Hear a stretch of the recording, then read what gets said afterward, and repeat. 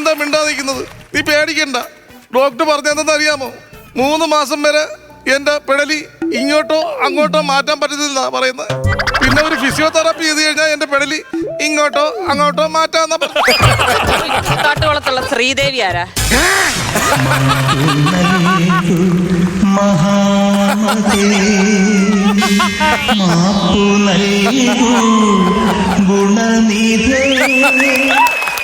റെഡിയായി,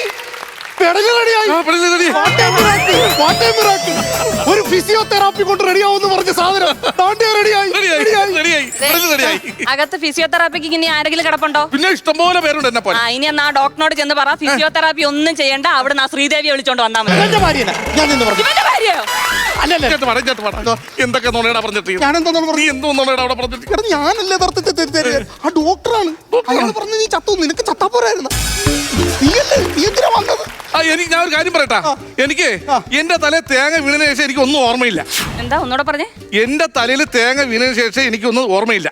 തല തേങ്ങ വീണത് തനിക്ക് ഓർമ്മയുണ്ട്. അതൊന്നുകൂടെ റിപ്പീറ്റ് ചെയ്യാൻ പറഞ്ഞപ്പോ അതിനുള്ള ബോധമുണ്ട്. ബാക്കിയെല്ലാം താൻ മറന്നുപോയല്ലേ? എനിക്ക് മനസ്സിലാവുന്നുണ്ട് കണ്ണൻ ചേട്ടാ. ചേട്ടനും അറിയാലോ ഇയാളൊരു ഭക്ഷണ കൊതിയനല്ലേ. ഇയാള് പച്ചപ്പാതിരാത്രി വിളിച്ചുണർത്തിയിട്ട് ആഹാരം വേണോന്ന് പറഞ്ഞാൽ ഞാൻ ഉണ്ടാക്കി കൊടുക്കും. എങ്ങനെ നോക്കിയതാ ഈ മനുഷ്യനെ ഞാൻ. എന്നിട്ട് നിങ്ങൾക്ക് ശ്രീദേവിയിൽ ഒരു കൊച്ചുണ്ടല്ലേ, 5-6 കൊല്ലമായി ഞങ്ങളുടെ കല്യാണം കഴിഞ്ഞിട്ട്. ഇതുപോലെ നോക്കിയിട്ട് എനിക്കൊരു കുഞ്ഞിക്കാല് കാണാൻ പറ്റിയിട്ടുണ്ടോ? ആ സംഭവം എന്താണെന്നറിയോ? എന്താ? അവന് ചോറ് ഇവിടെയും കൂറ് അവിടെയും. നിന്റെ ഭാഗത്താണ് തെറ്റ്. ഇത്രയും സുന്ദരിയായ ഒരു ഭാര്യ ഉണ്ടായിട്ട് നിനക്ക് ഇതിന്റെ വല്ല ആവശ്യം ഉണ്ടായിരുന്നോടാ? എന്റെ പൊന്നുമോളെ ഒരു കാര്യം പറട്ടെ, മിനിഞ്ഞാന്നും രാവിലെ ഞാൻ നിന്നെ സ്വപ്നം കണ്ടതേ ഉള്ളൂ. എടാ നീ എന്താ എന്റെ ഭാര്യ സ്വപ്നം കാണുന്നത്? എന്റെ അളിയ ഇത് സ്വപ്നമാണ്. വരാൻ നേരത്ത് അവന്റെ ഭാര്യ ഇവന്റെ ഭാര്യ എന്നൊന്നുമില്ല. എനിക്ക് എഡിറ്റ് ചെയ്ത് കാണാനായിട്ട് അറിയത്തില്ല.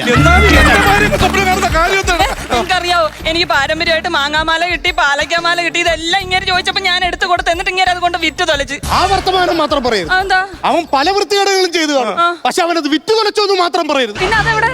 കൂത്താട്ടുകുളത്തുള്ള ശ്രീദേവി ഇല്ലേ, അവളുടെ കഴുത്തെ കിടപ്പുണ്ട് ഈ പാവയ്ക്കാമാലയും മാങ്ങാമാലയും എല്ലാം. എനിക്ക് എന്റെ മാങ്ങാമാല ഇപ്പൊ വേണം.